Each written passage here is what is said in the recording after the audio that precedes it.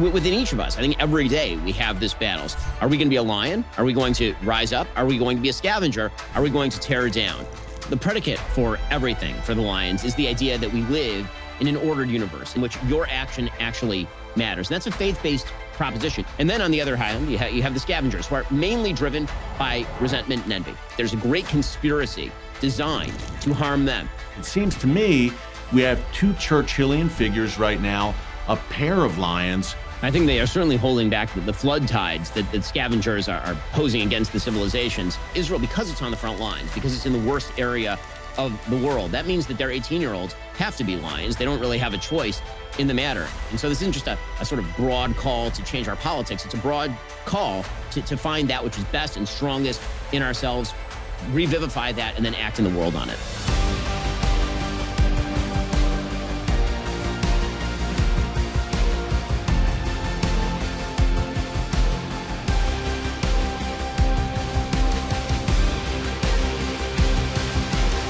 America is at a crossroads, and the choice is very simple. We can either rise like lions or fall like scavengers.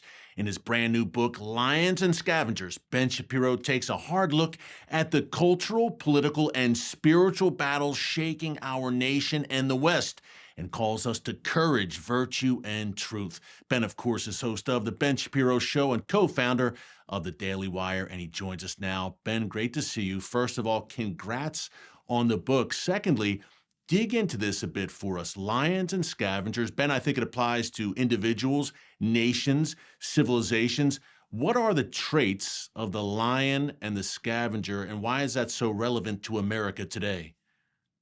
So as you say, I think that the lion and the scavenger, it's not just a division between human beings. It's also a division that exists in all of us, right? We have the temptation to be a scavenger, meaning somebody who wants to tear down institutions, somebody who believes that all the problems in his or her own life, that all those problems are actually the fault of somebody else. And therefore, you're going to tear down all of the systems around you and blame those systems for your own failures. The lion is somebody who takes responsibility for his problems, who believes that there is a God-ordered universe that we live within, and that our duties in that universe are worthwhile, and that when we fulfill those duties, the world becomes a better and a stronger place. So lions are builders, scavengers are those who tear down. But within each of us, I think every day we have this battle. Something goes wrong in our life. Are we going to be a lion? Are we going to rise up? Are we going to be a scavenger? Are we going to tear down? And that battle is taking place, again, not just individually, but also civilizationally, where you see huge agglomerations of people who are dedicated to the proposition that the major institutions of our society have to be completely wrecked, and people who believe that those institutions need to be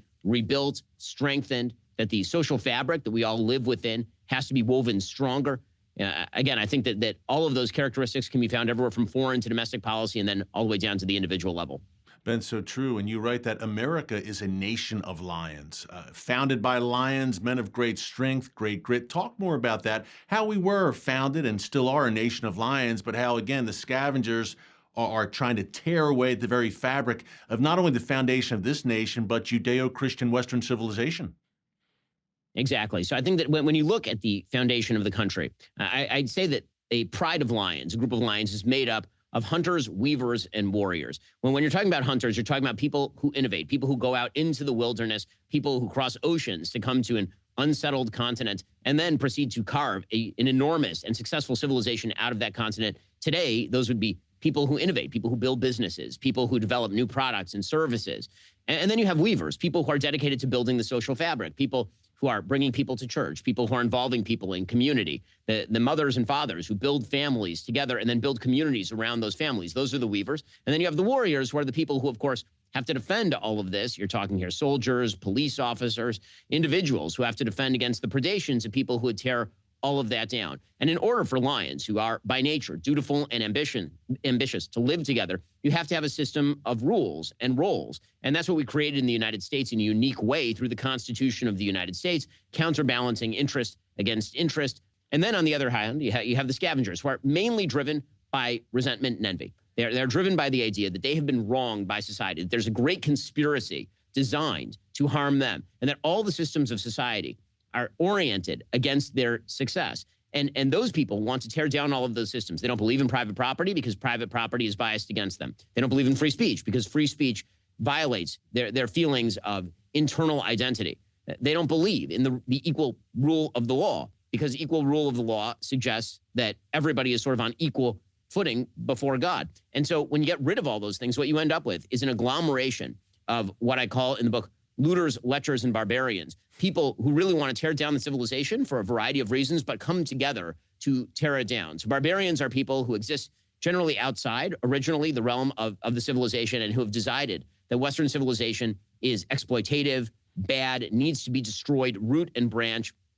Indicative of this philosophy would be somebody like Frantz Fanon, who wrote The Wretched of the Earth, who believed that the West was responsible for basically the failures of every other civilization. Then you have the looters. These would be people who believe that the institutions of society are geared toward the successful because they've been rigged, not because people succeed on their own individual initiative, not because property rights allow you to keep the fruits of your labors, but because what we really need is an overarching heavy hand to take from some and give to others. These are the looters. Marxists obviously fall into this category. And then you have lechers, people who believe that they have been alienated by traditional Judeo-Christian values, biblical values. They've been alienated by those, that they exist sort of in the sexual hinterlands, and that they need to be recentered. The only way to do that is to tear down things like church and family. And this is why when you watch many of the marches that have been taking place across the West under a variety of flags, ranging from the BLM marches to the pro-Hamas marches that we've seen, what you see is the same groups of people all marching together under the different banners.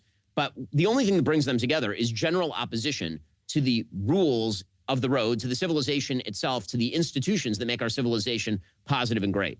Ben, such a great breakdown all around. And you open the book, by the way, in London, which has been the scene really personifying the scavengerdom, if that's a word, that we've seen take root in the Western world. This unholy alliance, radical left, radical Islamist, marching together. About a minute left.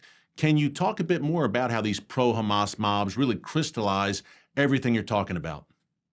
I mean, it's pretty astonishing that you go to London, which is the birth, of course, of sort of the Anglo-American heritage that led to America. And what you end up with is a gigantic march in the center of London, hundreds of thousands of people who are barbarians on the one hand, people not from Western civilization, who believe the civilization is bad, Marxists who are marching alongside them, who believe the civilization is bad, and then people like Queers for Palestine, which is inherently self-contradictory because there are no queers in Palestine. They get thrown off of buildings, and yet they're marching alongside. Why? Because what they really fundamentally agree on is that our civilization is the problem. Our civilization is bad, and they will even march in solidarity with open, evil, genocidal terrorist groups if that means fighting our civilization. Ben, I see Benjamin Netanyahu and Donald Trump in this historic partnership they have forged. It seems to me we have two Churchillian figures right now, a pair of lions.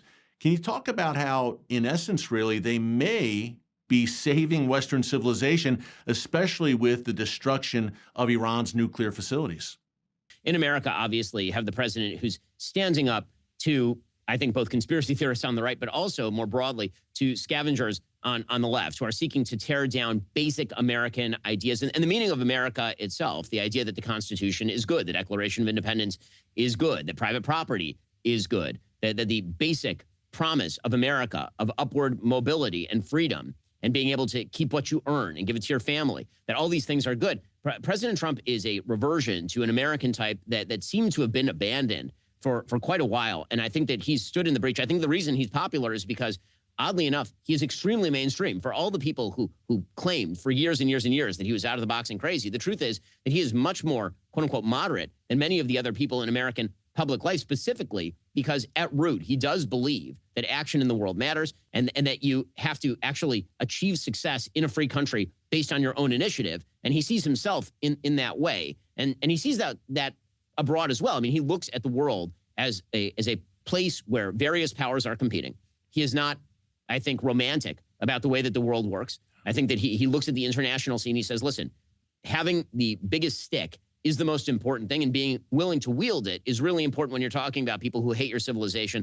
Obviously, he showed that in Iran with a single B-2 sortie. He took out the Iranian nuclear program in their most protected nuclear site. That's a unique move that only President Trump would make. That's why he's such a historic figure. Obviously, when you look at Israel, you have Prime Minister Netanyahu, who's been standing in the breach despite an enormous number of arrows, both domestic and foreign, standing up not just to Hamas, but to Hezbollah in Lebanon, standing up to Iran, going up against the Houthis in Yemen. You have a civilization there, and really isn't just Netanyahu. There you have a civilization of a bunch of 18-year-old kids who are being essentially put on the front lines of a war they did not sign up for. I mean, they are drafted into the army and then are taking up that mantle in order to fight true emissaries of evil. When you're talking about Hamas or Hezbollah or the Iranian government, you are talking about truly evil regimes. I mean, in every way that you can possibly imagine. People who take captives, people who rape, people who kill small children on purpose, not as collateral damage, but as an actual end goal of their war, who are tyrants in every way it's possible to be a tyrant. And you have young 18-year-olds who are picking up guns, volunteering for duty, and going and doing the things that need to be done in the night. And there are forces in the world that are lions. You know, in the West, I think because we have been sort of exonerated from history, because we've sort of been exempted from history, rather. The idea that we're very peaceful, we're very free, we don't have a lot of threats on our borders. We don't have to face up to the external scavengers as much as we do the internal scavengers. President Trump has a different battle domestically than Prime Minister Netanyahu has externally, but I think the forces are allied. Yeah, it's been said that this is Israel's greatest generation right now, Ben, these young men and women in the IDF fighting for Israel's very survival. Let's stay on that for a minute. I think Israel is the ultimate nation of lions in many ways. It's been said that Israel's the canary in the coal mine, of course, but Israel, to me, is really the first line of defense for Western civilization. If Israel goes down, we all go down. Can you talk about how, especially since October 7th, and you write about this in the book, Israel's really become a dividing line of sorts for nations, for individuals. We see many on the right now becoming viciously, I would say, anti-Semitic. Can you talk more about that, how Israel has really become a dividing line of sorts between lions and scavengers of all stripes?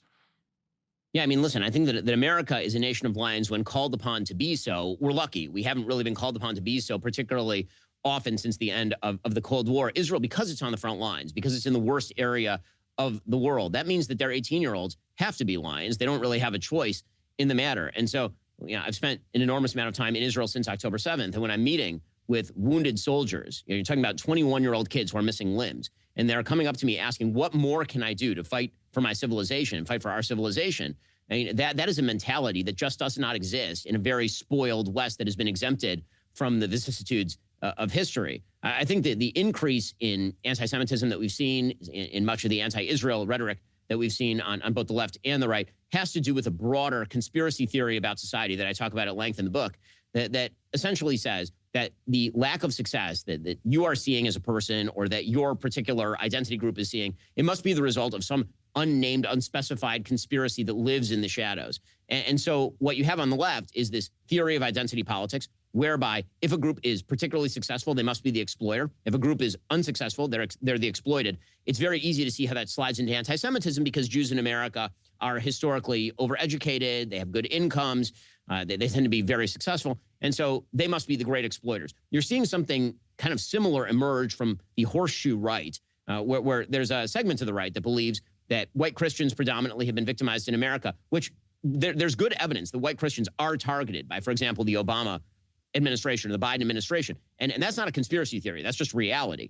The idea that there is a coterie of successful, shadowy people behind the scenes, however, who are manipulating all of the systems of private property and foreign policy to, quote unquote, benefit themselves, that is a conspiracy theory that is unrooted in reality and is actually a sort of willingness to mire yourself in a view of the world that makes you poorer, stupider, less likely to achieve success. And I think there are a lot of commentators who make bank off of that, frankly. I think there are a lot of people out there who are willing to say that sort of thing because it gives them extraordinary power over their audiences. And the enervation of their audience is the goal, not making people, you know, more likely to engage in dutiful behavior, the kinds of behavior that builds a society. Ben, what factor does an abandonment of biblical values? Look, really, Western civilization began in Jerusalem, and even before that began with the Ten Commandments on Mount Sinai.